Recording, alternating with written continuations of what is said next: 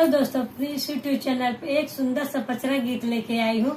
अगर मेरा पचरा गीत आप सबको अच्छा लगे तो मेरे वीडियो को लाइक करो, चैनल को सब्सक्राइब करो, कमेंट में बताइए कि ये मेरा पचरा गीत कैसे लगा है। जय माता दी। जय माता।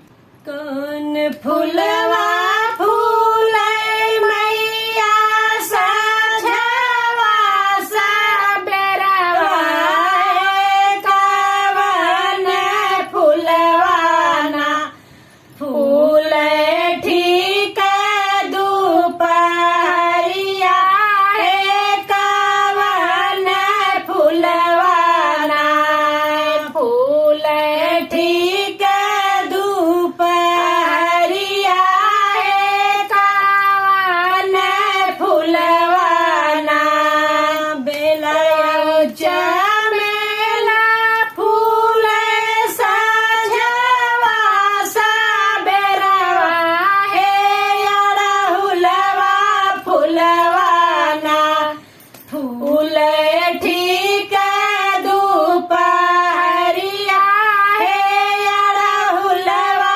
फूलवाना फूल ठीक दुपहरिया हे अड़हुलवा फूलवाना कौन फूलवा ओढ़े मैया कवन बिछावे कवन फूलवाना मैया धरे सिरहनवा कवन फूलवाना मैया धरे सिरहनवा कवन फूलवाना बेलायौ चमेला मैया ओढ़े बिछावे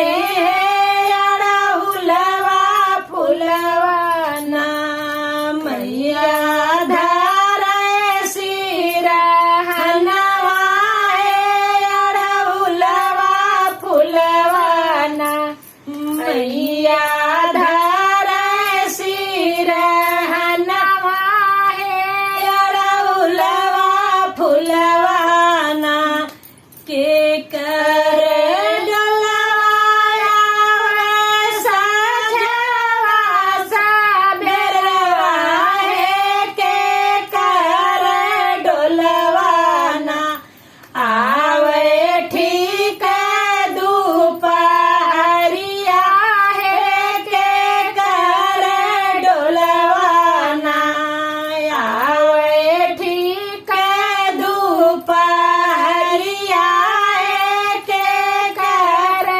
डोलवाना छोटी मैया डोलवाया साझवा सबेरवा बाड़ी मैया ना हे दुर्गा मैया ना आवे ठीक दुपहरिया है दुर्गा मैया ना के कर डोलवा लागे लाल पियर हरवा के कर डोलवाना लागे मखमल हरवा के कर डोलवाना लागे मखमल